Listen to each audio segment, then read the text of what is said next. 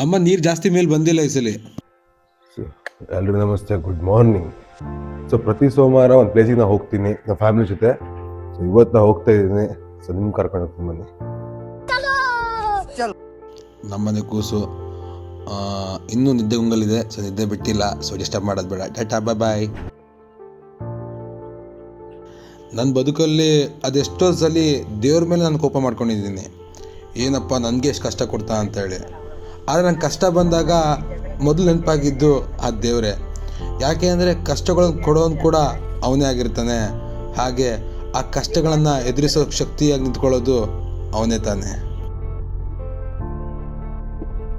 ನಾನು ನಿಮ್ಮನ್ನು ಇವಾಗ ಕರ್ಕೊಂಡು ಹೋಗ್ತಾ ಇರೋದು ನಮ್ಮ ಸಿರ್ಸಿ ಹತ್ತಿರ ಇರುವ ಶ್ರೀ ಬಂಗಾರೇಶ್ವರ ದೇವಸ್ಥಾನ ಗುಡ್ಡಾಪುರಕ್ಕೆ. ಸೊ ಫೈನಲ್ ಆಗಿ ಟೆಂಪಲ್ಗೆ ಬಂದು ಪ್ರತಿ ಸೋಮವಾರ ಬರ್ತಾ ಇದೆ. ಒಂದು 2 months ಆಯ್ತಿರಬೇಕು. ಆ್ಯಕ್ಚುಲಿ ರೂಟೀನ್ ಸ್ಟಾರ್ಟ್ ಮಾಡಿದ್ದು ಫ್ಯಾಮಿಲಿ ಸಮೇತ, ನಾನು ಅಮ್ಮ ಮತ್ತು ತಂಗಿ ಎಲ್ಲ ಸೇರಿ ಬರೋದು. ಸೊ ಅಲ್ಲಿದ್ದಾರೆ ನಮ್ಮಮ್ಮ, ನಮ್ಮ ತಾಯಿಯವರು, ಇವಳು ನಮ್ಮ ತಂಗಿಯವರು. ಇವತ್ತ ಅಧಿಕ ಪ್ರಸಂಗಿ ಮತ್ತೊಬ್ರು ಯಾರೂ ಇಲ್ಲ.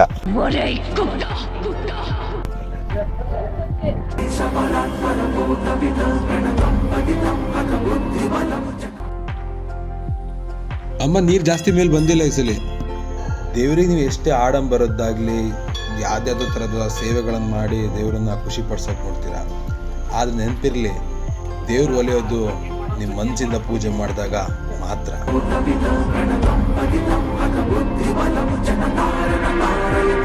ಇದು ಬಹಳ ಪುರಾತನ ಕಾಲದ ದೇವಸ್ಥಾನ.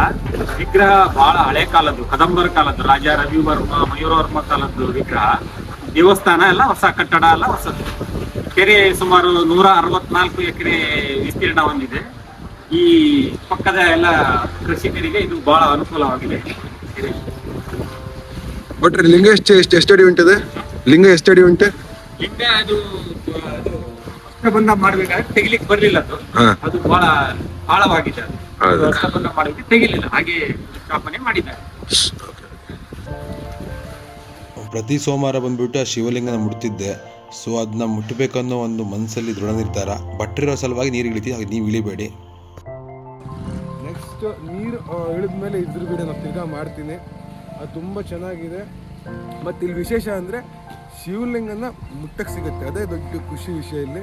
ಸೊ ಅಲ್ಲಿ ಟೆಂಪಲಿಂದ ಇಲ್ಲಿರೋದು ಇದು ಭೂತಪ್ಪ ಅಂತ ಕರೀತಾರೆ. ಸೊ ಯಾವುದೇ ದೇವಸ್ಥಾನ, ಶಿವನ್ ಟೆಂಪಲ್ ಆಗಲಿ ಯಾವುದೇ ಅಮ್ಮನ ಟೆಂಪಲ್ ಆಗಲಿ, ಭೂತಪ್ಪನ ಗಡಿ ಅಂತ ಇರುತ್ತೆ. ಸೊ ಆ ಗಡಿನೇ ಇದು. ಸೋಮವಾರ ಬೆಳಿಗ್ಗೆ ಎದ್ದ ತಕ್ಷಣ ನಾನು ಫಸ್ಟ್ ಹೊರಗಡೆ ಬಂದು ನೋಡೋದು ಈ ನನ್ನ ತಂದೆ ಶಿವನ್ನ. ನಂತರ ನನ್ನ ಗುರುಗಳನ್ನ ಕೂಡ ನೋಡೇ ಆಮೇಲೆ ಮುಂದಿನ ಕೆಲಸ ನಾನು ಶುರು ಮಾಡೋದು. ಪ್ರತಿ ಸೋಮವಾರ ನಾನು ಇಷ್ಟಪಡುವಂಥ ಶಿವ ನನಗೆ ಇಷ್ಟ ದೇವರು, ಹಾಗೆ ಗುರುಗಳು ರಾಯದರ್ಶನ ಮಾಡಿ. ಸೊ ಸೋಮವಾರದಿಂದ ನಮ್ಮ ದಿವಸಗಳು ಸ್ಟಾರ್ಟ್ ಆಗುತ್ತೆ. ಸೊ ನಾಳೆಯಿಂದ ನಾರ್ಮಲ್ ಆಗಿ 8 ದಿವಸಗಳು ಹೋಗ್ತಾ ಇರುತ್ತೆ. ಆದರೆ ಸೋಮವಾರ ಶಿವನಿಗೆ ಫಸ್ಟ್ ಕೈ ಮುಗಿದು, ಅದು ಗುರುಗಳಿಗೆ ಕೈ ಮುಗಿದು ದಿವಸ ಸ್ಟಾರ್ಟ್ ಮಾಡ್ತೀನಿ. ಸೊ ಲೈಫಲ್ಲಿ ಇದನ್ನು ಆ್ಯಡ್ ಮಾಡ್ಕೊಳ್ಬೇಕಂತ ನಾನು ಕೇಳ್ಕೊತೀನಿ. ಯಾಕಂದರೆ ಯಾವ್ದಾದ್ರು ಒಂದು ಆ್ಯಡಪ್ ಇದ್ದರೆ ಪಾಸಿಟಿವ್ ಎನರ್ಜಿ ಓಡುತ್ತೆ. ಎಷ್ಟೇ ಲಾಸ್ಗಳಾಗಲಿ, ಯಾವುದೇ ಥರ ಪ್ರಾಬ್ಲಮ್ಸ್ಗಳಾಗಲಿ ನಮ್ಮ ಹಿಂದ್ಗಡೆ ಬಂದಾಗ ಫೈನ್, ದೇವರಿದ್ದಾನೆ, ಶಿವ ಇದ್ದಾನೆ, ಗುರುಗಳಿದ್ದಾರೆ ಅನ್ನೋ ಧೈರ್ಯದಿಂದ ನಂಗೆ ಎಷ್ಟೇ ಪ್ರಾಬ್ಲಮ್ಸ್ಗಳು ಬಂದರೂ, ಯಾವುದೇ ಥರ ನೋವುಗಳಾದರೂ ದೇವರಿದ್ದಾನೆ ಅನ್ನೋ ನಂಬಿಕೆ ಮೇಲೆ ವಾಪಸ್ ರಿಸ್ಟಾರ್ಟ್ ಮಾಡ್ತೀನಿ. ಸೋಮವಾರ ದಿವಸ ಇದನ್ನು ನಾವು ಮಾಡೋದ್ರಿಂದ ಒಂಥರ ಮೈಯಲ್ಲಿ ಪಾಸಿಟಿವ್ ಎನರ್ಜಿ ಇರುತ್ತೆ, ಖುಷಿಯಾಗತ್ತೆ. ಮಾಡಬೇಕು, ಅದು ಮಾಡಬೇಕು, ಇದು ಮಾಡ್ಬೇಕಂತ ಹೇಳಿ. ಸೊ ನೀವು ಕೂಡ ಟ್ರೈ ಮಾಡಿ ನೋಡಿ. ಪ್ರತಿ ಸೋಮವಾರ ಯಾವ್ದಾದ್ರು ನಿಮಿಷ ಶಿವ ಅಂತ ಹೇಳಿ ಯಾವ ದೇವ್ರನ್ನ ಮಾಡಿದ್ರು ನಿಮ್ಗೆ ಪಾಸಿಟಿವ್ ಎನರ್ಜಿ ಸಿಗುತ್ತೆ. Thank you.